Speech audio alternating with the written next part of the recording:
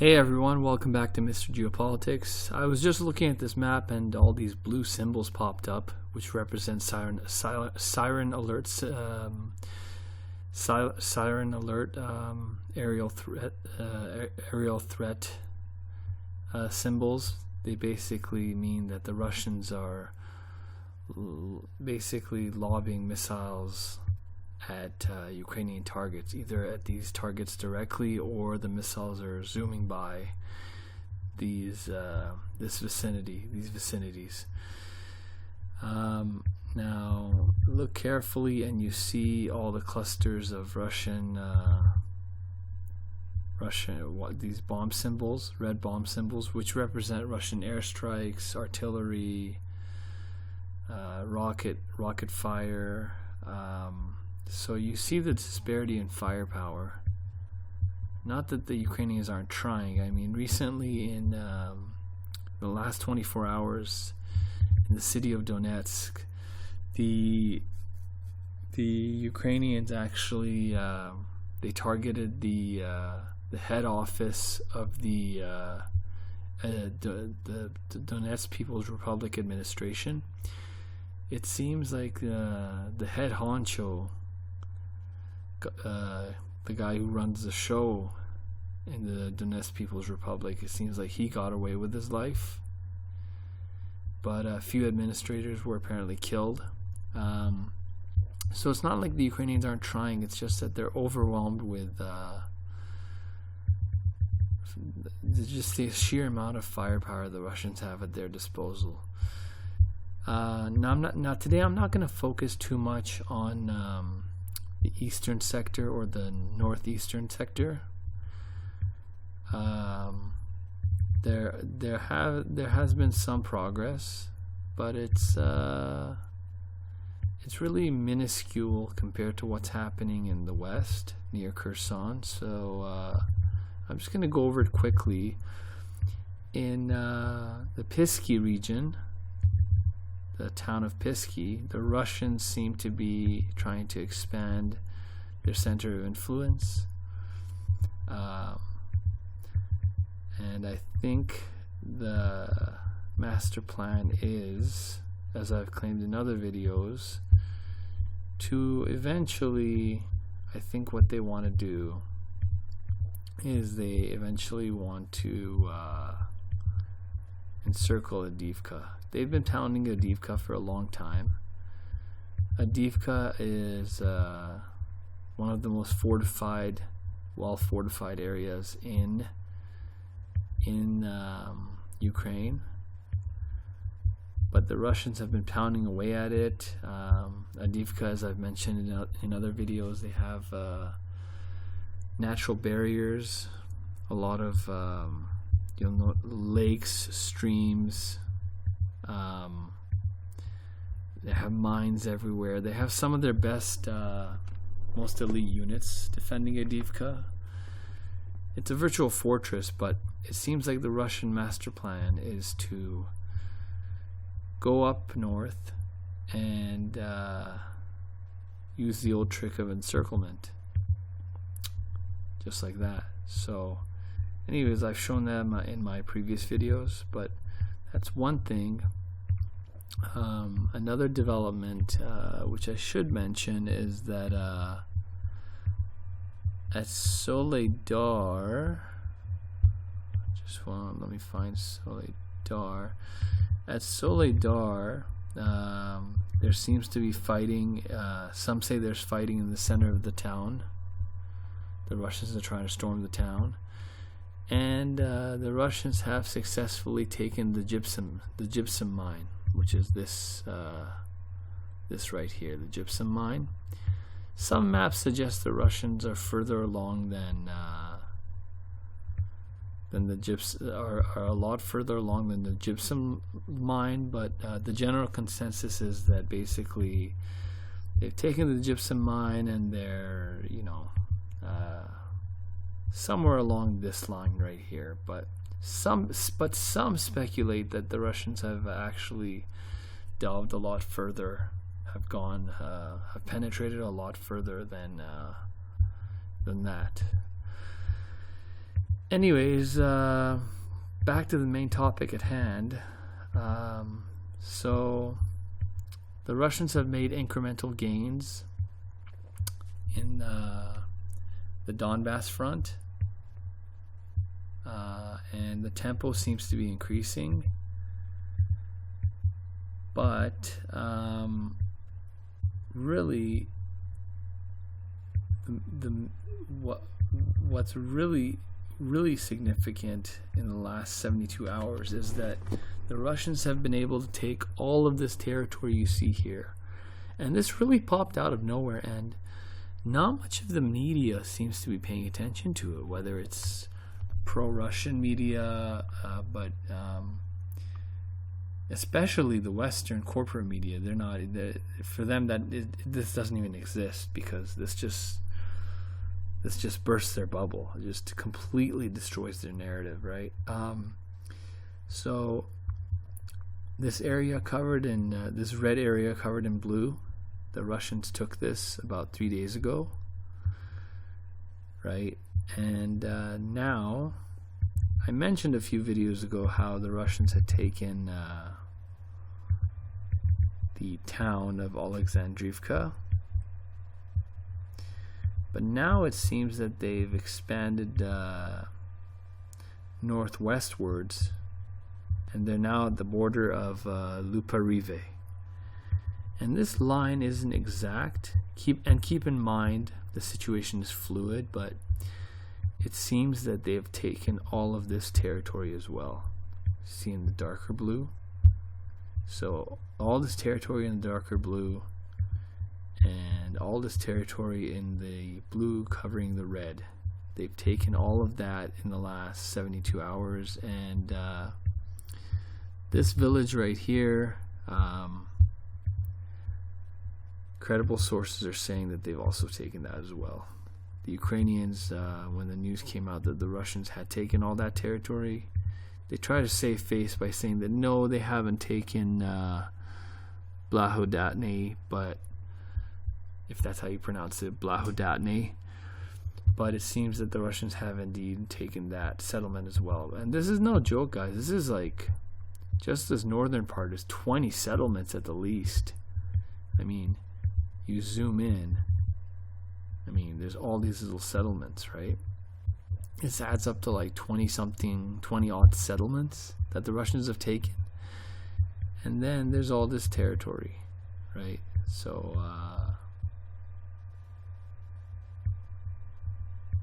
not many settlements here, but the Russians have taken a few settlements here, and they are on the verge of taking even more.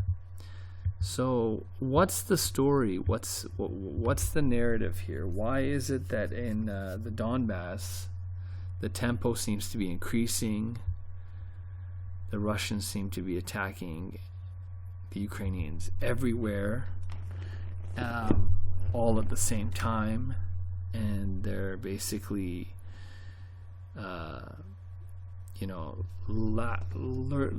they're basically trying to what's the right word? They're trying to expand as quickly, the pace seems to be increasing in the Donbass, and especially in the Kherson Mykolaiv front. The tables do indeed seem to have turned, because if you recall, after the first month or two of the Russian invasion, the Ukrainians kept stating that they would launch a counteroffensive, and that with this counteroffensive, once they built this super army of theirs, that they would liberate all the territory that the Russians have taken. When the war started, the Russians only controlled this area that you see in dark red, highlighted in dark red, and of course Crimea, which they took in 2014, also highlighted in dark red. Since then, they've taken all this other territory that's in red. Anyways, in the first few months, the Ukrainians said that they would liberate all this territory with a massive counteroffensive. and that this counteroffensive would happen sometime in June. Then June turned to July. Then July turned to August. And most recently, a high-ranking Ukrainian general said that the counteroffensive would have to wait till sometime next year. So, will this counteroffensive ever happen? I mean, the war could very well end before the beginning of next year. It could. So, I mean, I don't know. Now the Ukrainians are trying to save face by saying that it was all a bluff, because at one point Zelensky said they had that the Ukrainians had amassed a 1 million man army and that they would be attacking Kherson soon. It seems like if it was a bluff, if it was indeed a huge master bluff, the Russians took the bait, because they diverted. From what I've heard, they had 20,000 troops defending the front line near Kherson, and they diverted something like 20,000 additional troops to Kherson. So instead of fighting for the Donbass, 20,000 troops were sent to Kherson to make sure that they would hold back that million-man army. Well, now the Ukrainians have admitted that it was all a bluff, but I'm not so sure that it was a bluff, because just around that time that that news came out, a lot of senior ranking officials in the Ukrainian administration were let go by Zelensky, and a lot of these people were people that were extremely loyal, very competent, but they were let go. So maybe it's possible that Zelensky was just being fed what he wanted to hear, and in a fit of rage, he just, fired a bunch of people. Who knows? We don't know. We're not sure. But all we know is that in the last 72 hours, the Russians have taken, it seems, at least 100 squared miles of territory in between Kherson and Mykolaiv. Now, when the Russians found out that this was all a bluff, they had a few options, right? I mentioned this in the previous video, but I'm going to summarize it again. They could have sent those 20,000 troops back to the Donbass, right? Right, so they could have sent them to the Donbass to reinforce their positions there and expand there. They could have sent them all there back all at once. They could have sent them to be more cautious every few days, a couple thousand. To be extra cautious, they could have sent maybe out of 20,000, 15,000 troops to the Donbass and kept 5,000 here just as additional reinforcements. But then comes into play something I like to refer to as the X factor. It seems the Russians have turned the tables on the Ukrainians, and this is pretty humiliating for Zelensky, because his troops were supposed to launch a counteroffensive. They were supposed to be doing what the Russians are doing now. But anyways, recently the leader of and this ties into it, the leader of Chechnya, which is part of Russia, Ramzan Kadyrov, he's a pretty charismatic guy. He stated that he was sending 20 additional elite troops into Ukraine to fight. This was a few days ago. And he said that they were being sent to Ukraine immediately. Now, ever since March, and I've heard this through the grapevine, ever since March, when the Russians realized that they were in it for the long haul, that this wasn't going to be a Crimea version 2.0, the Russians started basically training extra personnel. If you recall, in the first phase of the war, the Russians sustained a lot of casualties. They lost quite a bit of armor, so they went into overdrive. They began recruiting people to fight for them. And if you think about it, that was in March. So March, April, May, June, July, August. That's 6 months. And the international standard to turn a civilian into not a veteran, but a professional soldier, a competent soldier, is around 6 months. Basic training is 6 months, right? To get a soldier into shape,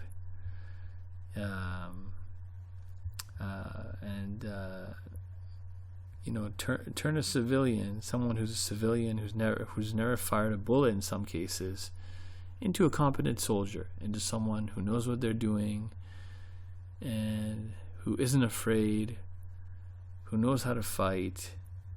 And so it's been 6 months, and some people suggest that because if you think about it, Chechnya is sending 20,000 troops.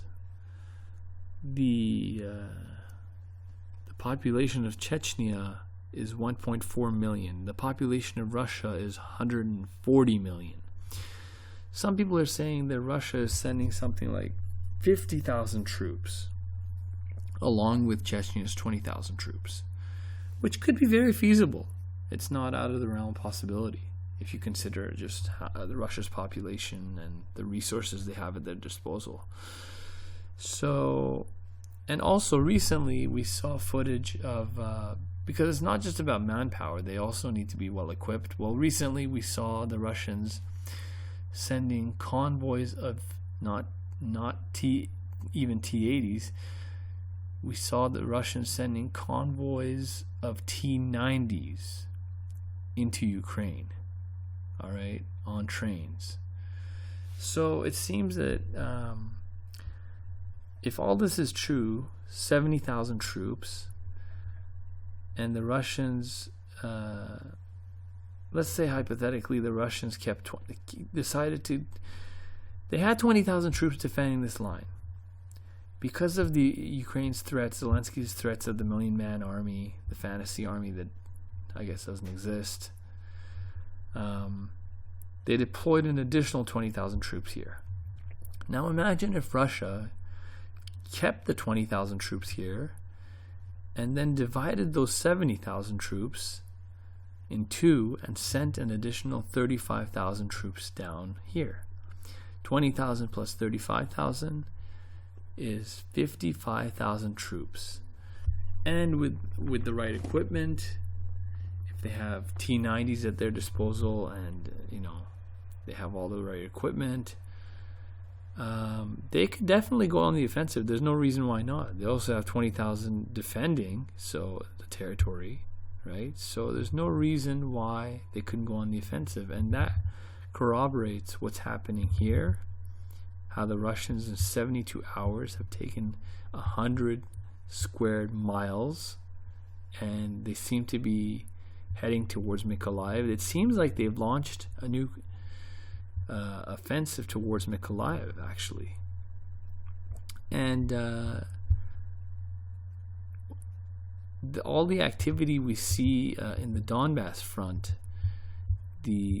how the tempo is picking up, and how the Russians just seem to be attacking the Ukrainians from every direction now with a renewed vigor. That could be the 35,000 additional troops and all the new equipment, right? That could be.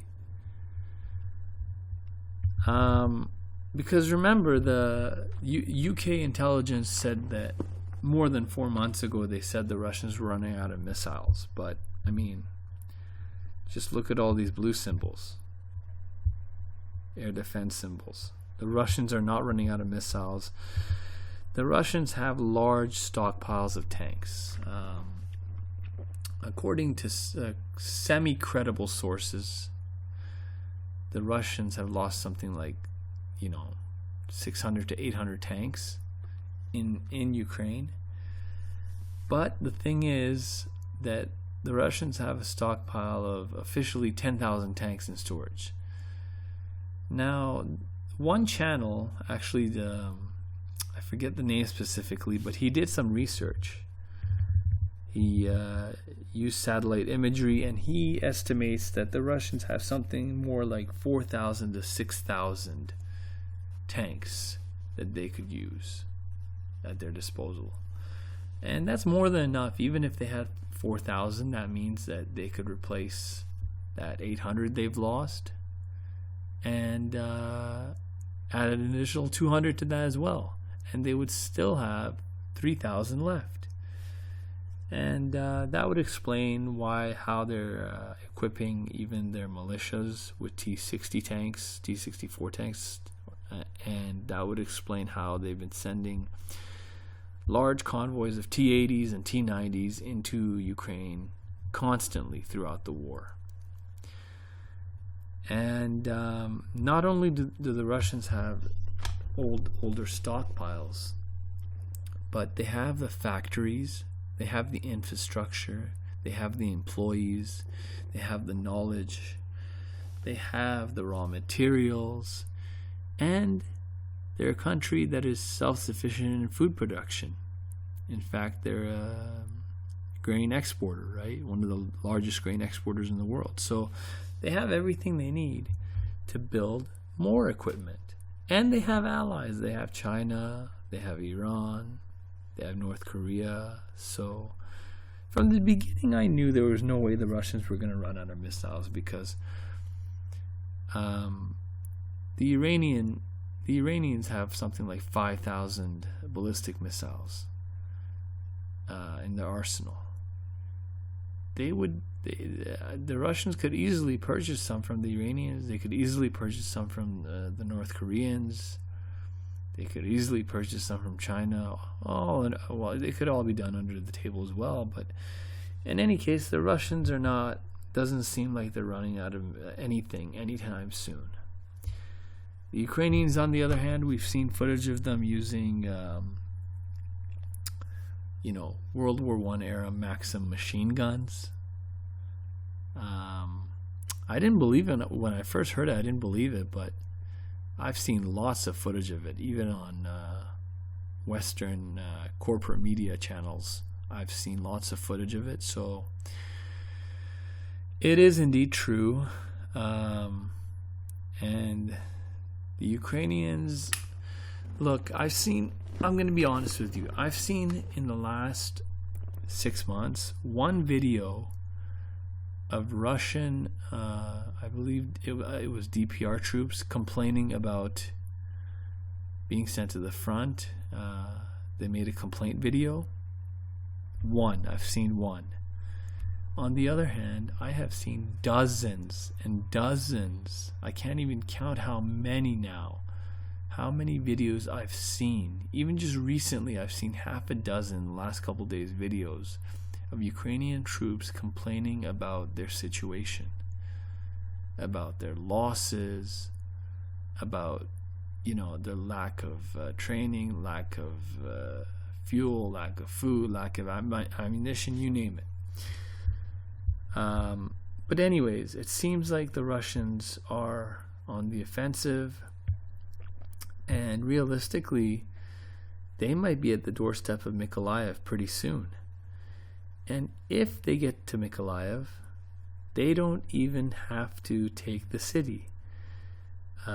Realistically, they could surround it, because in the big picture, there's a much larger objective at hand, and that is Transnistria. You see this territory that's marked in highlighted in dark red.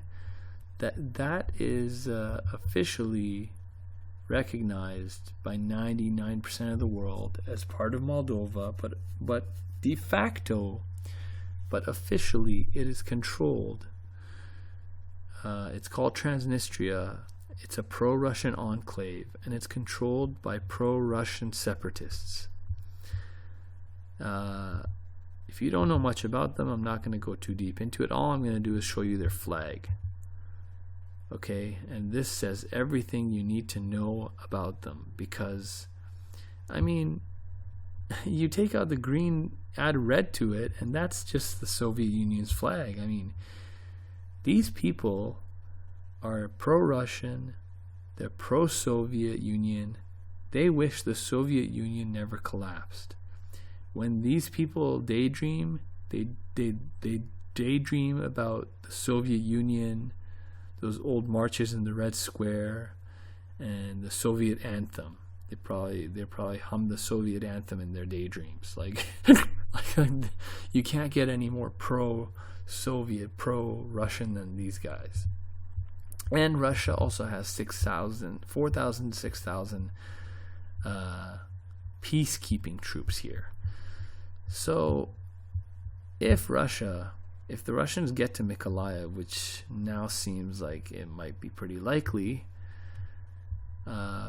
because here's the thing, all the talk about this counteroffensive towards Kherson caused the Russians to send reinforcements here, and it caused the Russians to bomb the living shit and to constantly target Ukrainian positions. So the Ukrainians, I mean, some days I would open this map and I would see the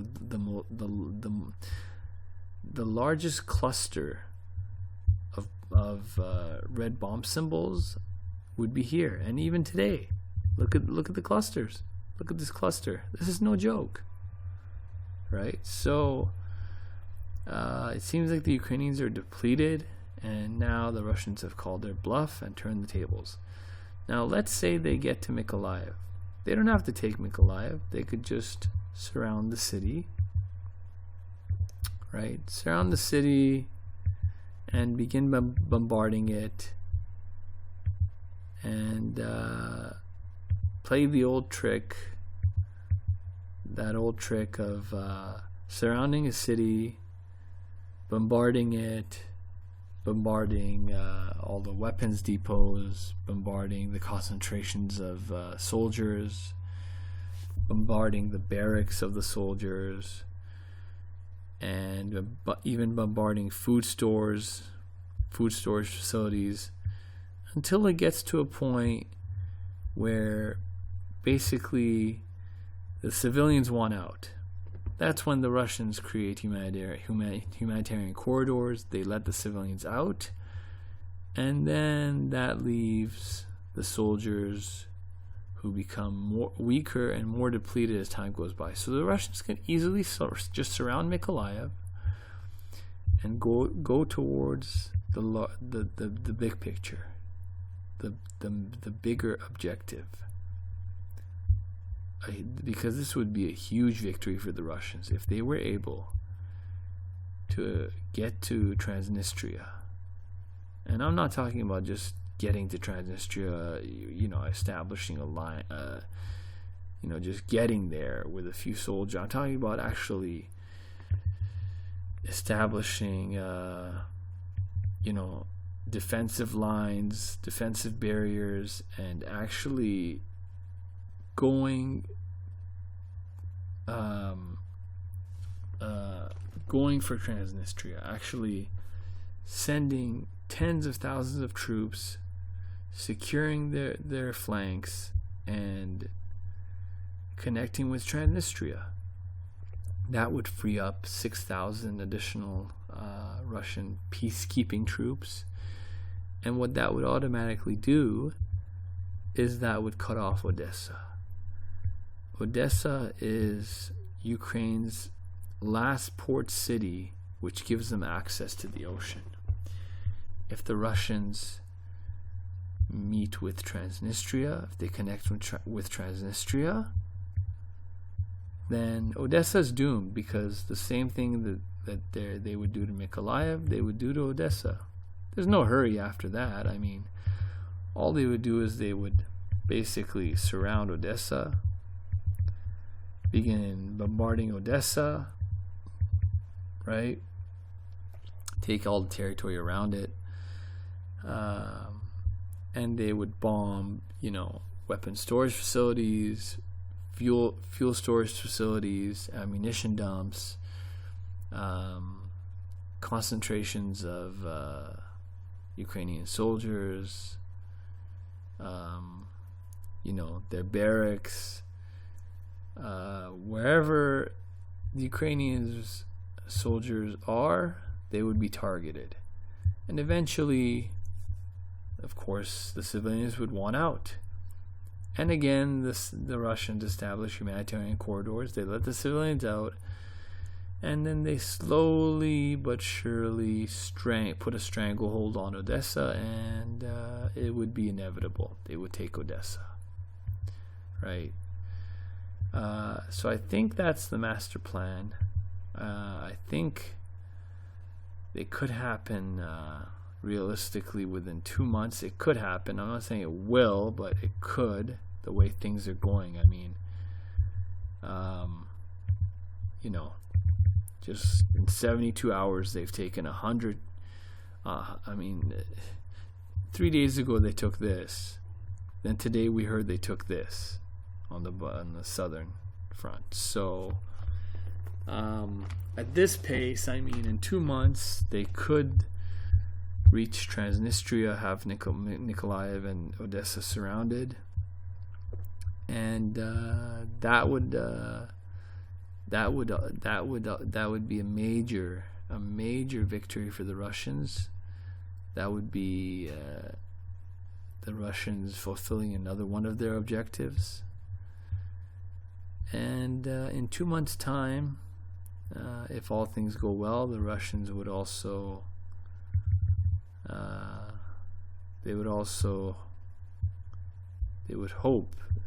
they're probably hoping that in 2 months' time they are able to take the rest of the Donbass, right? The area claimed by the Donetsk People's Republic. And at that point, the war would essentially be over. The Ukrainians could fight on, but at that point, if they want to fight on, the Russians could just keep pounding them with missiles. The missiles that they were supposed to run out of course, according to the UK. Then they could target the cities of Zaporizhia. They could target Zelensky's hometown of Kryvyi Rih.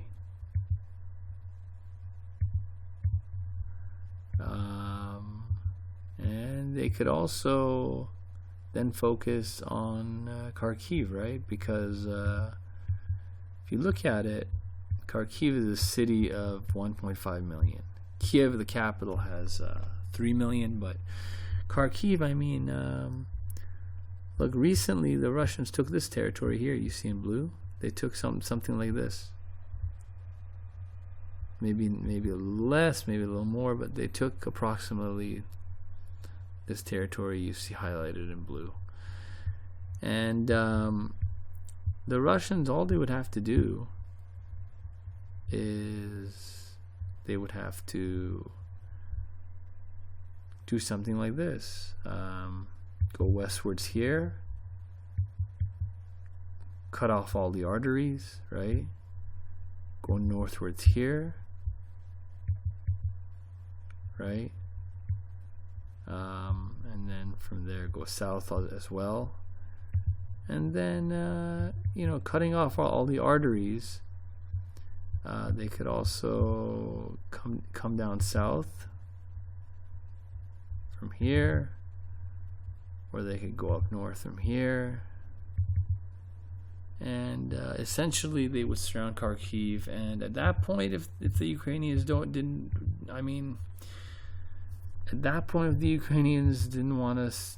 want to give up, at this point the war would essentially be over, whether the Ukrainians want to admit it or not. The war would pretty much be over. So anyways, for the Donbass, it seems like what the Russians are planning, from what I'm seeing, it seems like they're really focusing on Soledar and Bakhmut. And recently, they've also made it. There's rumors that they want to take this town, Kurdyamivka. And it seems that they also are getting ready for offensives towards New York. Why? Because they want to secure their flanks, right? secure all this, right? Secure this. If this bulge that's already here expands, which you could imagine, right? And then they could go towards Bakhmut from the south, right? They're already attacking Bakhmut from the east. This could expand, right? They could also attack Bakhmut from the north, right? Eventually cut off the H-32, this highway you see right here, the H-32. Cut off the arteries, surround Bakhmut. In the big picture, this is what they want to do, okay? What they want to do is the Russians want to take Bakhmut. Alright? They also want to take all this territory, which will help prevent the Ukrainians from constantly shelling their territory in the Donetsk. They also want to take this town, right? So they could move north towards Bakhmut. So they could take Bakhmut, right? As I said. Anyways, they haven't made any moves towards Krasnohora. Why? Because, well, they take Soledar and they take Bakhmut, and what's in between Krasnohora? And then all they do is they go towards Krasnohora from two directions, from Bakhmut and Soledar, and Krasnohora will fall. After that, they have access to the M103, which is the main line of transportation between Kramatorsk, Sloviansk, and Bakhmut and Soledar. There's all these little side towns, but like I said before, it's tedious. Anyways, you could imagine them going up the highway and expanding. At the same time, they could go up this highway. This road, and pressure Seversk. They could go up this road, pressure Seversk. They could pressure Seversk from here, which they're already doing. And you know, they keep expanding towards the M03, sorry. And at the end of the day, this is going to turn into an encirclement. So there goes Seversk, right? Because the Ukrainians will either have to retreat from Seversk or be surrounded and annihilated. After that, the Russians, I suspect the Ukrainians will have a really low morale, especially if the Russians make strides in the Kherson region towards Mykolaiv. Then I suspect the Russians will go and do something like this. They'll go here, right? Then they'll go up here, secure their flanks like that, and start going up these towns. Tedious, but they don't care. Kramatorsk is a larger city or town. Sloviansk is a larger city or town. It would be a nightmare fighting house to house. I think the Russians want to avoid it. Now, if you can imagine the Russians expanding like this, right, then all they would have to do is cut off this highway right here. You see this highway right here? Sloviansk, and you see this gray highway? This gray highway connects Sloviansk and Kramatorsk, and all these settlements in the Donetsk region of the Donbass, to the rest of Ukraine, including to Kharkiv. So sooner or later it would be inevitable. They would cut off that artery one way or the other, and that is essentially an encirclement. And eventually they would cut off Soledar from Kramatorsk, and again the same old tactics: strangulation, death by strangulation, right? So I think this is what the Russians have planned, and with all the new manpower, with the surge of manpower that they've sent into Ukraine, with all the new equipment that they've sent into Ukraine, and with even more coming, I think this in the next few months we're going to see basically we're going to see a very pivotal time for Ukraine's history, because Ukraine could end up becoming a landlocked country, and anyways, we're just gonna have to wait and see there, though, right? Nothing is certain. All of this is speculation, but I'm just putting one and two together, and we're just gonna have to wait and see what happens. So anyways, guys, please like and subscribe. Thank you for being with me. If you watched till now, I'm honored. Thank you for being with me, and have a great day. I'll see you in the next one.